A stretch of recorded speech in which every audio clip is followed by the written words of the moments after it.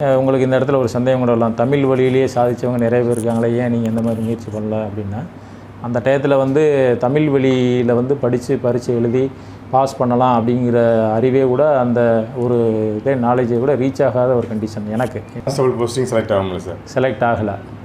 அதுக்கப்புறம் இருந்தாலும் தொடர்ந்து நான் வந்து இந்த SI level post central government state கவர்மெண்ட்டுக்குமே அப்ளை பண்ணேன். இருந்தாலும் எல்லாத்துலேயுமே வந்து ஏதோ நம்ம 10ஓட 1 11 போயிட்டு வந்து இந்த மாதிரி தான் அட்டன் பண்ணிட்டு இருந்தோம். ஒரு முழு முயற்சி அந்த டயத்தில் யாருமே எனக்கு கைட் பண்ணுறதுக்கு ஆள் இல்லை. கடைசியில் வந்து அந்த ஏஜ் லிமிட் அப்படிங்கிறக்கூடிய ஒரு லிமிட் விளிம்பில் வந்து நிற்கிற மாதிரி ஒரு சூழ்நிலை ஆயிடுச்சு. யூத் பேப்பரின் இனிய வணக்கம். மறக்காமல் சப்ஸ்கிரைப் பண்ணுங்கள், பக்கத்தில் இருக்க பெல் ஐகானை கிளிக் பண்ணுங்கள். தேங்க்யூ. வணக்கம், என்னோடய பேர் மணிகண்டன். நான் வந்து கூடுதல் காவல் கண்காணிப்பாளர் திருச்சி மாவட்டத்தில் இருக்கேன், தலைமையிடம். என்னுடைய சொந்த ஊரான சிவகங்கை மாவட்டம் திருப்புவனத்தில் தான் என்னோடய ஸ்கூலிங் டேஸ் ஃபுல்லாக இருந்தது. ஏதோ ஓரளவுக்கு எல்லோரும் படிக்கிற மாதிரி ஒரு ஆவரேஜ் ஸ்டூடெண்ட்ஸ் தான்.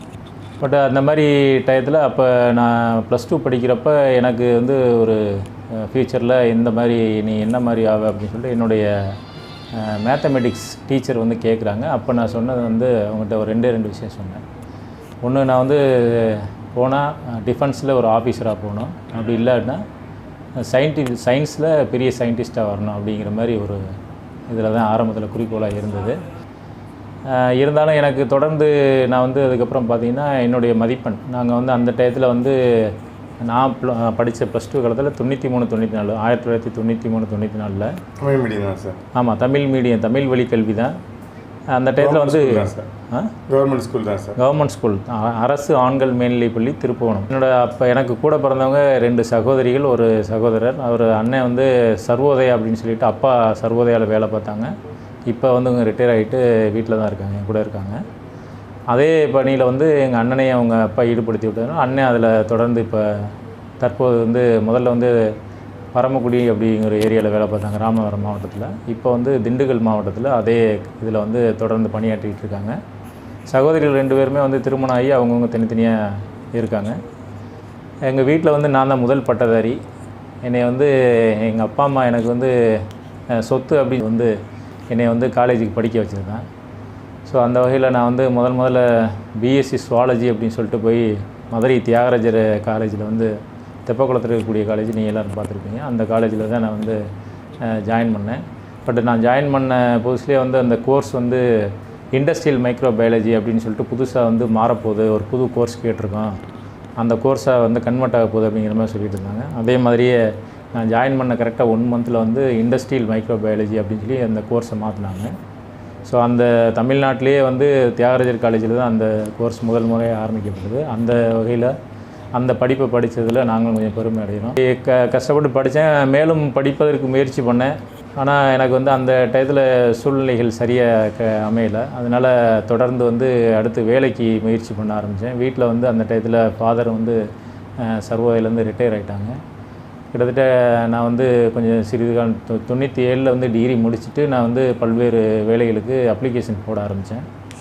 போட்டுக்கிட்டே உயர்கல்விக்கும் முயற்சி பண்ணேன். பட் உயர்கல்விக்கு போகிறத விட தற்போது குடும்ப சூழ்நிலை கவனிக்க வேண்டிய ஒரு சூழ்நிலை இருந்ததுனால நான் வந்து தொடர்ந்து வேலையிலையும் என்னுடைய கவனத்தை அதிகமாக செலுத்தினேன், வேலை தேடுறதுலையும். அப்படி தேடினப்போ படிக்கும்போது அந்த கனவு சொன்னீங்களா சார், சயின்டிஸ்ட் ஆகணும் அப்படின்னு? ஆமாம்.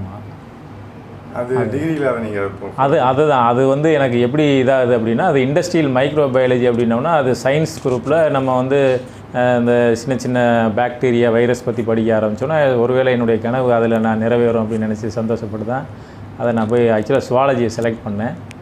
ஆனால் அது வந்து மைக்ரோபயாலஜியாக மாறினதுனால இன்னமும் எனக்கு அது கூடுதல் ஒரு இன்ட்ரெஸ்ட்டோடு படித்தேன் நான் படிக்கிறப்ப.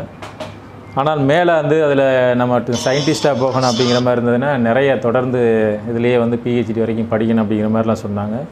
பட் அதுக்கான வசதி வாய்ப்புகள் அப்போதைக்கு தமிழ்நாட்டிலே மிகவும் குறைவாக இருந்ததுனால மேலும் எம்எஸ்சி மைக்ரோபயாலஜி கூட ரொம்ப குறைவான கல்லூரியில் தான் இருந்தது.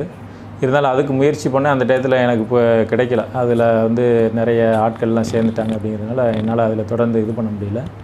அதனால தான் அதுக்கப்புறம் என்னுடைய கவனம் வந்து வீட்டு பக்கம் திரும்பிடுச்சு. ஏன்னா குடும்ப சூழ்நிலையை பொறுத்த வரைக்கும் யாராவது ஒரு ஆள் சம்பாதிக்கணும் அப்படிங்கிற மாதிரி ஒரு சூழ்நிலை இருந்தது. அதனால் அப்பா வந்து 2000 வந்து வேலையிலேருந்து ரிட்டையர் ஆகிட்டாங்க. ஸோ அதனால் நான் வந்து கண்டிப்பாக ஒரு கட்டத்தில் வந்து வீட்டுக்கு வந்து நம்ம ஒரு ஏர்ன் பண்ணி கொடுக்கணும் அப்படிங்கிற ஒரு சூழ்நிலைக்கு தள்ளப்பட்டதுனால நான் வந்து 97 டிகிரி முடித்ததுலேருந்து அதுக்கப்புறம் நான் தொடர்ந்து முயற்சி பண்ணேன். அப்போ வந்து தமிழக காவல்துறையில் நான் வந்து அப்ளிகேஷன் போட்டிருந்தேன். அதே மாதிரி நம்ம பிஎஸ்எஃப்னு சொல்லக்கூடிய அந்த இதுலேயும் வந்து மத்திய பாதுகாப்பு படையிலையும் ஒரு இது போட்டிருந்தேன். அதே மாதிரி சிஆர்பிஎஃப்னு சொல்லக்கூடிய ஒரு இதுலேயும் போட்டிருந்தேன். இதுலெல்லாம் அப்ளிகேஷன்ஸ் போட்டிருந்தேன். பட் எனக்கு வந்து முதல் முறையாக பிஎஸ்எஃப்பில் வந்து யாருடைய ரெக்கமெண்டேஷன் இல்லாமல் என்னுடைய சொந்த முயற்சியில் நான் வந்து செலக்ட் ஆனேன். பட் செலக்ட் ஆகிறப்பே வந்து இன்டர்வியூவில் அந்த கமாண்டர் கேட்டாங்க, நீங்கள் வந்து டிகிரி முடிச்சிருக்கீங்க, இந்த மாதிரி ஒரு சயின்ஸ் டிகிரி முடிச்சிருக்கீங்க, கோர்ஸ் இதுக்கு வந்து வேலைக்கு எடுத்தால் நீங்கள் வருவீங்களா அப்படின்னு கேட்டார். நான் 100% வருவேன் சார் அப்படின்னு சொல்லி சொன்னேன். இருந்தாலும் வந்து அந்த டயத்தில் அவங்க சொல்லிட்டு போன அடுத்த எனக்கு ஒரு 10 டேஸில் வந்து அந்த ஆர்டர் வந்தது, ட்ரைனிங் ஆர்டர் வந்தது. பட் நான் வந்து என்ன பண்ணிட்டேன்னா வீட்டுக்கு சொல்லாமையே இது வந்து குடும்பத்தை விட்டு ராஜஸ்தான் மாநிலத்துக்கு போய் ட்ரைனிங் எடுக்கணும் அப்படிங்கிற ஒரு சூழ்நிலை இருந்ததுனால குடும்பத்தை விட்டு பிரிய மனம் இல்லாமல் அந்த வேலைக்கு போகிறத நான் மறைச்சிட்டேன். அதுக்கப்புறம் பின்னால் ஒரு 10 நாள் 15 நாள் கழித்து நான் சொன்னேன், அந்த மாதிரி அம்மா அப்பாட்ட, ஏன் நீங்கள் போயிருக்கலாமே அப்படின்னாங்க. இல்லைம்மா, நான் இங்கேருந்து நான் குடும்பத்தை பார்த்துக்கிறேன்னா அப்பா அம்மா பார்த்துக்கிறேன்னா அப்படிங்கிறதுக்காக நான் வந்து அந்த வேலையை நான் பதிவு சொல்லலை அப்படின்ட்டு தொடர்ந்து முயற்சி பண்ணேன். பயம் இல்லையா சார்? என்னன்னா உண்மையிலே உங்கள் இன்கம் நம்பி தான் சார் ஃபேமிலி இருக்குது. பயம் இல்லையா சார் உங்களுக்கு? வந்து அரசு வேலை கிடைக்கிறதே பெரிய விஷயம் சார். வந்து அது மத்திய அரசு பணியை வந்து அந்த நேரத்தில் நான் அதை வந்து எனக்கு வந்து என்னுடைய குடும்பம் தான் பெரியதாகப்பட்டது. அதனால் நான் வந்து சரி, நம்ம வெளியில் போய் இருந்து சம்பாதிக்கணும் அப்படிங்கிறத விட நம்ம தமிழ்நாட்டுக்குள்ளே இருந்து ஏன் அதை நம்ம செய்யக்கூடாது, நம்ம குடும்பத்தோடு இருந்து செய்யக்கூடாதுங்கிற ஒரு முடிவில் இருந்ததுனால, நான் உறுதியாக இருந்ததுனால நான் அந்த இதை வந்து துணிச்சலாக கைவிட்டுட்டு தொடர்ந்து வந்து தமிழ்நாடு காவல்துறையில் என்னுடைய இதை வந்து கவனத்தை செலுத்தினேன். அப்படி நான் இது பண்ணுறப்ப இன்டர்வியூ முன்னாடி வந்து நாங்கள் வந்து 2000க்கு முன்னால் வரைக்கும் செலெக்ஷன் ப்ரொசீஜர்லாம் பார்த்தா கிரேடு 2 போலீஸ் கான்ஸ்டபிள் கூட இன்டர்வியூ நடக்கும்.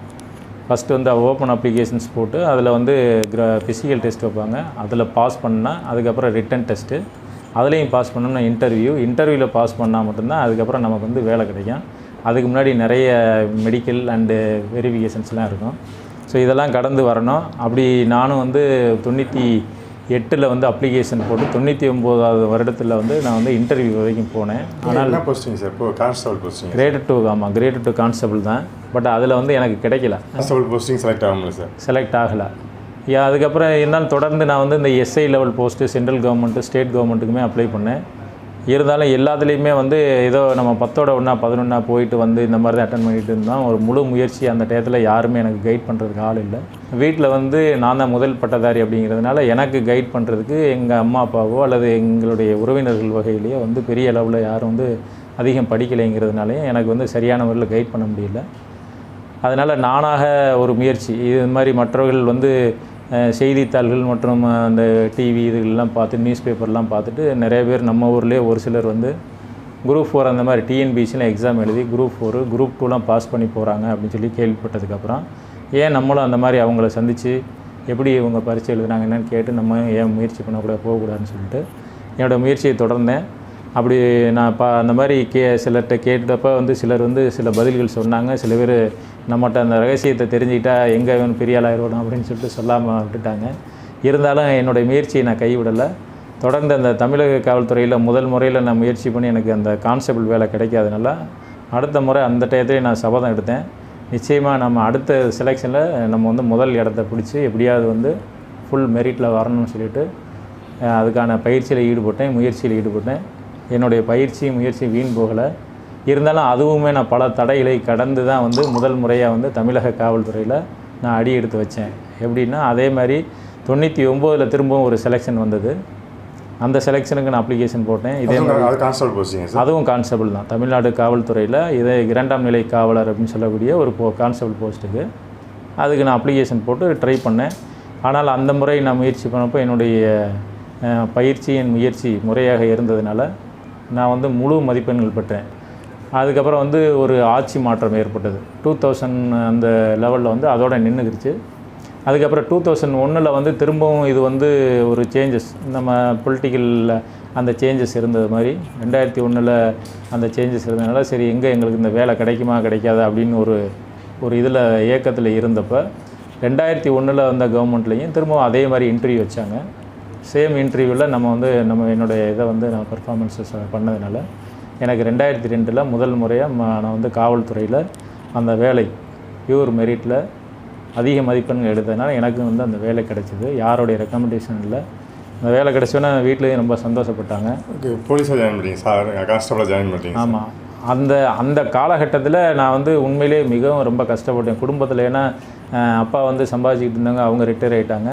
ஸோ அதனால் அந்த இடைப்பட்ட காலத்தில் வந்து நான் என்ன பண்ணேன் அப்படின்னா, நான் சும்மா இருக்கல, அந்த காலகட்டத்தில் கூட கொஞ்சம் அதாவது தனி வகுப்பு டியூஷன் சொல்லக்கூடிய சென்டரில் போய் கிளாஸஸ் எடுத்தேன்.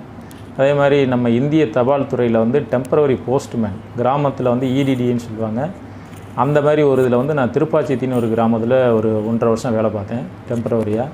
பட் அதில் வந்து நம்ம 10th and 12th எடுக்கக்கூடிய மார்க்கை வச்சு தான் ஃபர்தர் அதில் வேலை கிடைக்கும் அப்படின்னு சொன்னால, அந்த இடத்துல நான் ஒரு சராசரி மாணவன். நான் வந்து 10ஆம் வகுப்பை பொறுத்த வரைக்கும் நான் வந்து 349 மதிப்பெண்கள் தான் எடுத்திருந்தேன். அதனால் 450க்கு மேலே எடுத்தவங்களுக்கு தான் அந்த டயத்தில் அந்த தபால் துறையிலலாம் வேலை கிடைச்சிது. இருந்தாலும் நான் வந்து டெம்பரவரி அந்த 1.5 வருஷம் இது பண்ணது வேலை பார்த்ததை வச்சு என்னுடைய குடும்பத்தை ஓரளவுக்கு மேனேஜ் பண்ண முடிஞ்சது, அப்பா அம்மாவை ஓரளவுக்கு பார்த்துக்க முடிஞ்சுது. அதுக்கப்புறம் 2002 வேலை கிடைச்சதுக்கப்புறம் நான் வந்து தொடர்ந்து என்னுடைய குடும்பத்தை முழுமையாக கவனிக்க முடிஞ்சுது. இருந்தாலும் அப்போ இருந்து எனக்கு வந்து ஒரு தாகம், என்னுடைய தாகம் அதோட முடியல. நம்ம வந்து இந்த நிலையிலே இருந்தோம்னா இன்னும் நம்ம வந்து பப்ளிக்கு சர்வீஸும் பண்ணணும், அதே நேரத்தில் நம்ம குடும்பத்தையும் உயர்த்தணும், நமக்கும் வந்து பொருளாதார ரீதியாக நம்ம உயரணும் அப்படின்னு சொல்லி ஒரு முடிவு பண்ணுறப்ப தொடர்ந்து வந்து நம்ம இது மாதிரி UPSC எக்ஸாம்ஸ்லாம் எழுத ஆரம்பித்தேன். பட் எனக்கு அதில் போதுமான கைடன்ஸ் இல்லை. இருந்தாலும் எனக்கு அப்போ வந்து சில நண்பர்கள் உதவ முன் வந்தாங்க. அவங்கெல்லாம் கைட் பண்ணாலும் எனக்கு வந்து ஆங்கில அறிவு அப்படிங்கிறது வந்து மிகவும் அந்த டயத்தில் ஒரு எட்டாக்கனியாக இருந்ததுனால என்னால் வந்து அதில் பெரிய அளவில் சாதிக்க முடியல. உங்களுக்கு இந்த இடத்துல ஒரு சந்தேகம் கூட வரலாம், தமிழ் வழியிலேயே சாதித்தவங்க நிறைய பேர் இருக்காங்களே, ஏன் நீங்கள் எந்த மாதிரி முயற்சி பண்ணல அப்படின்னா, அந்த டயத்தில் வந்து தமிழ் வழியில் வந்து படித்து பரீட்சை எழுதி பாஸ் பண்ணலாம் அப்படிங்கிற அறிவே கூட அந்த ஒரு நாலேஜை கூட ரீச் ஆகாத ஒரு கண்டிஷன் எனக்கு, என்னையை பொறுத்த வரைக்கும் எனக்கு அது ரீச் ஆகலை. அப்போ யாரும் எனக்கு அதையும் சொல்லலை. ஒரு சிலர் சொன்னது கூட அது வந்து ஆப்ஷனல் சப்ஜெக்டாக எடுக்கலாம், அது வந்து மெயின்ஸில் தான் அந்த மாதிரி பண்ணிக்கிற முடியும், இன்டர்வியூவில் பண்ணிக்கலாம், இது வச்சுக்கலாம் அப்படிங்கிற மாதிரி சொல்லியிருந்தாங்க. இருந்தாலும் நான் அதில் தொடர்ந்து முயற்சி பண்ணேன். இதுக்கு இடையில் தமிழக அரசில் அந்த டயத்தில் வந்து 5 ஆண்டுகள் வந்து TNPSCயில் வந்து எக்ஸாம்ஸ் எதுவுமே கண்டக்ட் பண்ணலை, ஒரு பேன் பீரியட் மாதிரி இருந்தது. அதனால் என்னால் அந்த 2001லேருந்து 2006 வரைக்கும் எந்த இதுக்குமே நம்மளால் ஃபர்தராக எதுவும் தமிழ்நாடு அரசு பணியாளர் தேர்வு வாரியத்தில் எதுவும் தேர்வுகள் நடைபெறாதனால அந்த இதில் எதுக்கும் போகலை. இருந்தாலும் அப்போ வந்து நம்ம UPSCக்கு கான்சன்ட்ரேட் பண்ணி படிச்சுட்டே இருந்தேன். அதில் வந்து பெரும்பாலும் நான் வந்து ப்ரிலிமினரி கூட கிளியர் பண்ண முடியல என்னால். ஏன்னா அதில் வந்து ப்ரிலிமினரி கண்டிப்பாக நம்ம வந்து ஆங்கிலத்தில் மட்டும்தான் இருக்கும் அல்லது ஹிந்தியில் மட்டும்தான் இருக்கும் அப்படிங்கிறதுனால அதில் வந்து என்னால் கிளியர் பண்ண முடியல. ஸோ இதனால் தொடர்ந்து முயற்சி பண்ணேன். அடுத்தது 2006க்கு அப்புறம் வந்து அடுத்த அரசு வந்ததுக்கப்புறம் வந்து 5 ஆண்டுகள் வந்து வயது தளர்வு கொடுத்ததுனால என்னால் வந்து அந்த எக்ஸாம்ஸ்லாம் எழுத முடிஞ்சது, TNPSC எக்ஸாமு.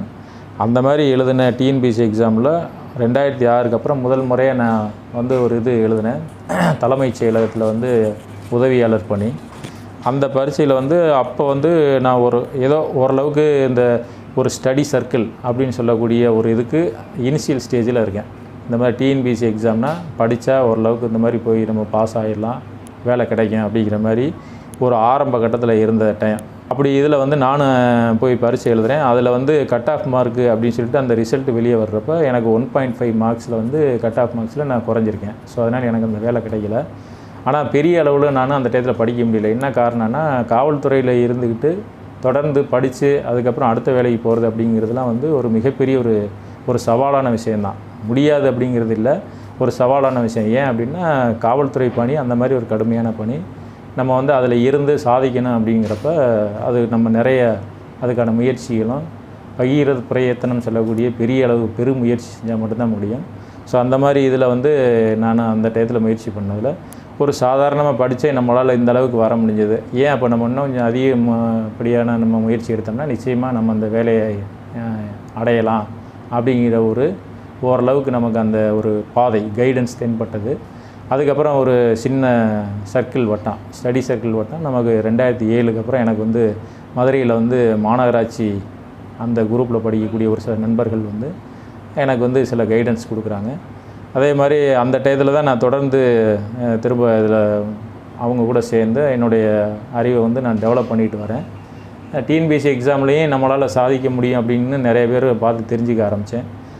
அதை வச்சு அப்படியே நானும் கொஞ்சம் முயற்சி பண்ண ஆரம்பித்ததில் 2008ல் நான் வந்து முதல் முறையாக ரொம்ப அதிக கேப்புக்கு அப்புறம் நடத்தப்பட்ட கிராம நிர்வாக அலுவலர் விஏஓ தேர்வில் வந்து சிவகங்கை மாவட்டத்தில் முதல் ஒரு 2 இடங்களுக்குள்ளே வந்த ஒரு எனக்கு ஒரு ஞாபகம். அதிகப்படியான மதிப்பெண் எடுத்து நான் வந்து மெரிட்டில் தேர்ச்சி அடைஞ்சதுனால நான் ஆப்ஷன்ஸ் கொடுத்துருந்த இதுலேயே வந்து எனக்கு ஃபஸ்ட்டு ப்ளேஸ் நான் மதுரைன்னு கொடுத்துருந்தேன். ஏன் எனக்கு சொந்த மாவட்டம் சிவகங்கையாக இருந்தாலும் நான் ஏன் மதுரை கொடுத்துருந்தேன்னா எனக்கு வந்து சிவகங்கையை விட மதுரை அப்படிங்கிறது வந்து ரொம்ப பக்கம். அதனால் நான் படித்தது வளர்ந்தது ஓரளவுக்கு அதிகம் பழகின இடம் மதுரை அப்படிங்கிறதுனால மதுரை மாவட்டத்தையே செலக்ட் பண்ணியிருந்தேன். அந்த அடிப்பில் எனக்கு மேலூர் வட்டத்தில் வந்து தாலுகாவில் வந்து இந்த வேலை கிடச்சிது. ஸோ ஒரு 4 ஆண்டுகள் விஏஓவாக பணிபுரிஞ்ச ஒரே இடத்துல என்னுடைய பணி வந்து அந்த டயத்தில் அதோடு நான் நிறுத்திக்கல. இந்த விஏஓ நான் வேலைக்கு போகிறப்பே அப்போ வந்து நான் ஒரு அதிகாரிகிட்ட வந்து அவர்கிட்ட வந்து நான் வந்து ஒரு பிஎஸ்ஓன்னு சொல்லக்கூடிய ஒரு காவலராக நான் அவர்கிட்ட இருந்தேன். அப்போ அவர் சொன்ன விஷயம் எனக்கு என்னென்னா, தம்பி நீ இதோட வந்து சாட்டிஸ்ஃபை ஆகிடக்கூடாது, நீ வந்து தொடர்ந்து முயற்சி பண்ணி குரூப் 1 அந்த மாதிரி இதில் வந்து நீ வந்து சாதிக்கணும், இதிலே இருந்து நீ காலத்தை முடிச்சிடாத அப்படின்னு எனக்கு போகிறப்ப அட்வைஸ் பண்ணி அனுப்பிச்சதுனால என்னுடைய ஸ்டடி சர்க்கிளை கொஞ்சம் பெருசாகிக்கிட்டு மதுரையிலே நான் வந்து தொடர்ந்து படித்தேன். விஏஓ வேலை கிடைச்சதுக்கப்புறம் நான் படிச்சுக்கிட்டே இருந்தேன். அப்போ பல்வேறு தேர்வுகளை நான் எழுத ஆரம்பித்தேன். அப்போ கொஞ்சம் கொஞ்சமாக ஓரளவுக்கு நமக்கு வந்து விசாலமான அறிவுகள் நண்பர்கள் வட்டம் பெருகினதுனாலையும் அவங்க மூலமாக கிடைச்ச கைடன்ஸ்னாலையும் ஓரளவுக்கு நம்ம டிஎன்பிஎஸ்சி எக்ஸாம்னால் இவ்வளோ படித்தா இப்படி தான் இந்த மாதிரி நம்ம பாஸ் ஆகிறதுக்கான வாய்ப்புகள் இருக்குது அப்படிங்கிற ஒரு விஷயத்தை ஓரளவுக்கு தெரிஞ்சுக்கிட்டது மூலமாக அடுத்தடுத்து நான் வந்து திரும்ப தொடர்ச்சி எக்ஸாம் எழுதிட்டே இருந்தேன். அப்படி எழுதுனதில் திரும்ப வந்து குரூப் 2 எக்ஸாமில் பாஸ் பண்ணி நான் திரும்ப ரெவன்யூ இதுலேயே வந்து ரெவன்யூ அசிஸ்டன்ட் சொல்லக்கூடிய போஸ்டிங் கிடச்சிது எனக்கு. அதுலேயும் ஓரளவுக்கு மதிப்பெண்கள் நான் ஓரளவுக்கு கணிசமாக எடுத்ததுனால எனக்கு அதுலேயும் நான் விரும்பின மாவட்டம் மதுரை மாவட்டமே கிடச்சிது. ஸோ மதுரை மாவட்டம் உசிலம்பட்டியில் நான் தொடர்ந்து அதில் 1.5 ஆண்டுகள் பணிபுரிந்தேன். அப்படி பணிபுரிஞ்சிக்கிட்டு இருக்கப்போ தான் நான் அந்த டயத்தில் விஏஓ பணி கிடைச்சதுக்கப்புறமே வந்து குரூப் 1 அப்படின்னு சொல்லக்கூடிய நம்ம டிஎன்பிஎஸ்சியில் குரூப் 1ல் இருக்கக்கூடிய டெப்டி கலெக்டர், டிஎஸ்பி, அதே மாதிரி டிஆர் சொல்லக்கூடிய டிஸ்ட்ரிக்ட் ரெஜிஸ்ட்ரார் இந்த மாதிரி போஸ்ட் உள்ள அந்த பதவிகளுக்கான தேர்வுலையும் நான் அப்போருந்தே கலந்துக்க ஆரம்பித்தேன். ஆனால் முதல் தேர்வில் நான் வந்து 2008 எழுதின தேர்வில் வந்து 2009 வேலைக்கு வந்து எனக்கு கிடைக்கல. அதில் என்ன காரணம் அப்படின்னா அதில் வந்து சரியான ஒரு பயிற்சி, அதாவது முழுமையான பயிற்சி இல்லாததுனாலையும் அதில் முறையான பயிற்சி ஓரளவுக்கு இல்லாததுனாலையும் முதல் முறையாக ரொம்ப நாள் கழித்து நடத்தப்பட்ட குரூப் 1 எக்ஸாம் அப்படிங்கிறதுனால அந்த எக்ஸாமுடைய பேட்டர்ன் மாடல் எதுவுமே தெரியாததுனால நம்மளால் அதில் சாதிக்க முடியாமல் போயிடுச்சு. இதனால் தொடர்ந்து முயற்சி பண்ணேன். கடைசியில் வந்து அந்த ஏஜ் லிமிட் அப்படிங்கிறக்கூடிய ஒரு லிமிட் விளிம்பில் வந்து நிற்கிற மாதிரி ஒரு சூழ்நிலை ஆயிடுச்சு. இதுக்கு இடையில் நான் வந்து இந்த விஏஓ அதுக்கப்புறம் ரெவன்யூ அசிஸ்டண்ட்டு இதெல்லாம் ஒர்க் பண்ணிகிட்டு இருக்கப்போ தொடர்ந்து முயற்சி பண்ணேன். இதுக்கு இடையில் என்னுடைய திருமணத்தை பற்றி நான் வந்து யோசிக்கவே இல்லை. ஏன் அப்படின்னா நான் வந்து ஒரு நல்ல பணிக்கு போய் நல்ல ஒரு நிலைமைக்கு வந்ததுக்கப்புறம் திருமணம் பண்ணிக்கலாம் அப்படிங்கிற ஒரு நோக்கத்தில் இருந்ததுனால நான் வந்து திருமணத்தை பற்றி யோசிக்காமல் இருந்தேன். இருந்தாலும் வீட்டில் வந்து பெற்றோர்கள் என்ன பண்ணிட்டாங்கன்னா, எதையுமே வந்து சரியான வயசில் நம்ம செய்யணும், அப்படி இல்லைன்னா காலம் கடந்து செய்யக்கூடிய எந்த ஒரு செயலும் சரியாக இருக்காதுன்னு அவங்க அப்பப்போ அறிவுறுத்திக்கிட்டே இருந்ததுனால நான் வந்து விஏஓ இருக்கிறப்பே வந்து 2011 எனக்கு வந்து திருமணம் நடந்தது. பெண் பார்த்து திருமணம் பண்ணி வச்சாங்க. இதில் ஒரு ஆச்சரியப்பட வேண்டிய விஷயம் என்ன அப்படின்னா, எல்லாருமே சொல்லுவாங்க, அதை என்னுடைய நண்பர்கள் கூட என்ன சொல்லுவாங்கன்னா, திருமணம் ஆகிற வரைக்கும் தான் நம்ம வந்து இந்த வேலைக்கெலாம் பரீட்சையெல்லாம் எழுத முடியும், ஈஸியாக படிக்க முடியும், வேலைக்கெலாம் போக முடியும். திருமணத்துக்கு அப்புறம் நமக்கு வந்து குழந்தைகள், குடும்பம் அப்படின்னு அந்த மாதிரி நம்மளுடைய கவனம் போயிடும். அதனால் நம்ம படிக்க முடியாது. அது மாதிரி இப்போ தேர்வுகள்லாம் பாஸ் பண்ணுறது ரொம்ப கஷ்டம் அப்படிங்கிற மாதிரி ஒரு பரவலான ஒரு விஷயங்கள் இருந்தது. அப்பப்போ சொல்லிட்டு இருந்தாங்க. இருந்தாலும் நான் என்னுடைய முயற்சியை கைவிடலை, தொடர்ந்து முயற்சி பண்ணேன். திருமணம் வந்து 2011 நடந்தது எனக்கு மார்ச் 24 அதுக்கு முன்னாடி 2010 கடைசியாக இதுதான் எனக்கு லாஸ்ட் அட்டம்ப்ட். என்னுடைய வயசு 34 அப்படிங்கிற மாதிரி இருந்தது. 35 வயசுக்கு மேலே எழுத முடியாது அப்படின்னு சொல்லி சொன்னதுனால அதுதான் என்னுடைய இறுதி அட்டம்ப்ட் அப்படிங்கிற மாதிரி இருந்தது. ஸோ இதில் முழு முயற்சியை நம்ம எடுத்தால் மட்டும்தான் நம்ம வந்து இந்த மாதிரி ஒரு வேலைக்கு போக முடியும்னு ஒரு சூழ்நிலைக்கு தள்ளப்பட்டேன். அதனால் 2010 இறுதியில் நான் வந்து இந்த முதல் நிலை தேர்வு, அதாவது ப்ரிலிமினரி எக்ஸாமுக்கு அப்ளிகேஷன்ஸ் போட்டேன். அப்ளிகேஷன் போட்டதுக்கப்புறம் திருமணம் எனக்கு நடக்குது 2011 மார்ச்சில். அதுக்கப்புறம் 2011 ஜூனில் தான் வந்து குரூப் 1 எக்ஸாம் ப்ரிலிமினரி எக்ஸாம் நடக்குது. அதில் நானும் வந்து என்னால் முடிஞ்ச அளவுக்கு முயற்சி பண்ணி நான் வந்து போய் பரீட்சை எழுதிட்டு வந்தேன். எனக்கு முதல் நிலை இதில் வந்து தேர்வாகிட்டேன். நான் வழக்கம் போல் ஏற்கனவே இதுக்கு முன்னாடி இந்த குரூப் 1 எக்ஸாம் பொறுத்த வரைக்கும் நான் வந்து ஆல்ரெடி 3 டைம்ஸ் வந்து கிளியர் பண்ணி மெயின்ஸ் வரைக்கும் போயிருந்தேன். ஸோ இது எனக்கு அது 4th அட்டெம்ப்ட்டு. அந்த 4th அட்டெம்ப்ட்டு அண்டு ஃபைனல் அட்டெம்ப்ட்டில் தான் வந்து திரும்பவும் எனக்கு மெயின்ஸ் கிடச்சிது. மெயின்ஸ்லேயுமே இதே மாதிரி நான் ஒரு பொதுவாக வந்து சாதாரணமாக நம்ம வீட்டில் இருந்து முழு நேரமும் வந்து அதுக்குன்னு டைம் ஒதுக்கி படிக்கிறப்ப நம்மளுடைய கவனங்கள், நமக்கு தேவையான அந்த போதுமான அறிவு அல்லது அந்த பயிற்சி எல்லாமே வந்து சரியான அளவு கிடைக்கும். ஒரு பணியில் இருந்துக்கிட்டு படிக்கிறது அப்படிங்கிறது பொதுவாக சவாலான விஷயம். அது வந்து நிறைய பேர் பணியில் இருக்கிறவங்களுக்கு தெரியும். அந்த மாதிரி நான் வந்து தொடர்ந்து இந்த வருவாய்த்துறை பணியில் இருந்துக்கிட்டு இந்த வேலைக்கு முயற்சி பண்ணப்போ நான் வந்து கொஞ்சம் ரிஸ்க் எடுத்து தான் படித்தேன். 2012 மெயின் எக்ஸாம்ஸ் வருது. அந்த டயத்தில் நான் வந்து மிகவும் அப்பயும் ஒரு கஷ்டமான சூழ்நிலை தான். ஆரம்ப கட்டத்தில் தான் நான் இருக்கேன் என்னோடய வேலையில். குரூப் 4 லெவல் தான். இருந்தாலும் திருமணத்துக்கு பின்னாடி மனைவியை எல்லாத்தையுமே விட்டுட்டு நான் சென்னையில் போய் தங்கி படிச்சுட்ருக்கேன். ஒரு 2 மாதம் 55 நாள் லீவ் போட்டு என்னுடைய முழு முயற்சியும் எடுத்து இது பண்ணதில் அங்கே வந்து அதுலேயும் கிளியர் ஆகுது. நான் எக்ஸாம் எழுதிட்டு வந்து அடுத்து ஒரு 2-3 மந்த்ஸில் வந்து ரிசல்ட் போடுறாங்க. மெயின்ஸுக்கு இதே மாதிரி மெயின்ஸுக்கு முடிஞ்சு இன்டர்வியூ வருது. சரி, அடுத்த கட்டத்துக்கு நம்ம வந்துட்டோம், அப்போ ஏன் வந்து நம்ம இது பண்ணக்கூடாது அப்படின்னு சொல்லிட்டு இதுலேயும் தொடர்ந்து முயற்சி பண்ணுறேன். திரும்பவும் வந்து ஒரு 20 நாள் சென்னையில் வந்து இதே மாதிரி லீவ் போட்டுட்டு வந்து தொடர்ந்து இன்டர்வியூக்காகவும் பல்வேறு இடங்களில் நான் வந்து இது பண்ணிட்டேன், பயிற்சி எடுத்துக்கிட்டேன். கடைசியில் வந்து அதுலேயும் வந்து அன்றைக்கி கடைசி நாள் தான் எனக்கு இன்டர்வியூ வந்தது. இன்டர்வியூ கடைசி நாள் அன்றைக்கி தான் ரிசல்ட்டும் போடுறதா சொல்லியிருந்தாங்க. ஸோ நான் வந்து இன்டர்வியூ அட்டன் பண்ணிவிட்டு அங்கேருந்து நான் வந்து ட்ரெயின் ஏறி கிளம்பி வந்துகிட்டு இருக்கப்போ தான் எனக்கு வந்து தகவல் சொன்னாங்க, ரிசல்ட்டு வெளியிட்டுட்டாங்க, இந்த மாதிரி உங்களுக்கு கிடச்சிருக்கு அப்படின்னு சொல்லி சொன்னாங்க. என்னால் என்னை நம்பவே முடியல முதல்ல. ஏன் அப்படின்னா நம்ம இது வரைக்கும் வந்து அந்த மாதிரி ஒரு குரூப் 1 லெவலில் எக்ஸாம்ஸ் எதுவுமே பாஸ் பண்ணலை. ஏன்னா மெயின்ஸ் வரைக்கும் போயிருக்கோம், அதே மாதிரி ப்ரிலிமின்ஸ் கிளியர் பண்ணியிருக்கோம், அவ்வளோதான். இந்த லெவலில் தான் இருந்திருக்கோமே. இது முதல் முறை இன்டர்வியூ வரைக்கும் போய் அதுலேயும் பாஸ் பண்ணியிருக்கான்னு சொன்னோன்னா என்னால் கொஞ்சம் முதல்ல நம்புறதுக்கு எனக்கு என்னையே நானே நம்புறது கொஞ்சம் கஷ்டமாக தான் இருந்தது. அதுக்கப்புறம் தான் வந்து நானும் வந்து நெட்டை ஓப்பன் பண்ணி பார்க்குறப்ப மொபைலில் ஆமாம் ரிசல்ட் வந்திருக்கு அப்படிங்கிற மாதிரி வந்தது. ரொம்ப சந்தோஷமாக இருந்தது. அதுக்கப்புறம் வந்து என்ன மார்க் என்ன அப்படிங்கிறதுல அந்த ரிசல்ட்டில் மார்க்கும் சேர்த்து வெளியிட்டிருந்தாங்க. அது ரேங்க் வைஸாகவும் வந்திருந்தது. அப்படி பார்க்குறப்ப வந்து அந்த இன்டர்வியூ அட்டன் பண்ண 272 பேர்த்தில் நான் வந்து 20வது ஆளாக தேர்வு பெற்றிருந்தேன். அப்படிங்கிறத நினைக்கிறப்ப எனக்கு இன்னும் ரொம்ப சந்தோஷமாக இருந்தது. அதுவுமே என்னால் நம்ப முடியாத ஒரு சூழ்நிலை தான் இருந்தது. ஒரு என்ன சொல்கிறது, இன்ப அதிர்ச்சியாக இருந்ததுன்னு கூட சொல்லலாம். ஸோ அந்த மாதிரி ஒரு இதில் வந்து எப்படியும் நம்ம வந்து ஒரு டெப்டி கலெக்டர் ஆயிடலாம் அப்படின்னு ஒரு கான்ஃபிடெண்ட்டாக இருந்தேன் நான். ஏன்னா 20வது ரேங்க் அப்படிங்கிறப்ப அதில் இருக்கக்கூடிய வேக்கன்சிஸ் இதெல்லாம் பார்க்குறப்ப நமக்கும் சரி கிடச்சிரும் அப்படிங்கிற மாதிரி தான் ஒரு இதில் இருந்தேன். அதுக்கப்புறம் நானும் அதே மாதிரி போய் கவுன்சிலிங் அப்படின்னு சொல்லிட்டு முதல் முறையாக குரூப் 1 டிஎன்பிஎஸ்சியில் அந்த மாதிரி ஒரு சிஸ்டத்தை கொண்டு வந்தாங்க. அந்த கவுன்சிலிங்கில் நான் அட்டன் பண்ணேன். பட் இருந்தாலும் அந்த ரிசர்வேஷன் அதுன்னு சொல்லிட்டு அந்த பாலிசிஸில் வந்து எனக்கு வந்து அந்த டிசிங்கிறது கிடைக்காம போயிடுச்சு. ஸோ அதுக்கப்புறம் அடுத்தபடியாக நான் ஏற்கனவே வேலை பார்த்த தாய்த்துறையை நோக்கி நான் வந்து அதே பணி எடுக்கிற மாதிரி ஒரு சூழ்நிலை வந்தது. அதை எடுத்து அப்போவே இருந்த டிஎன்பிஎஸ்சி சேர்மன் கையிலே அந்த ஆர்டர் காப்பியும் வாங்கினேன். அது எனக்கு உண்மையிலே ரொம்ப மிகப்பெரிய பெருமையாக இருந்தது.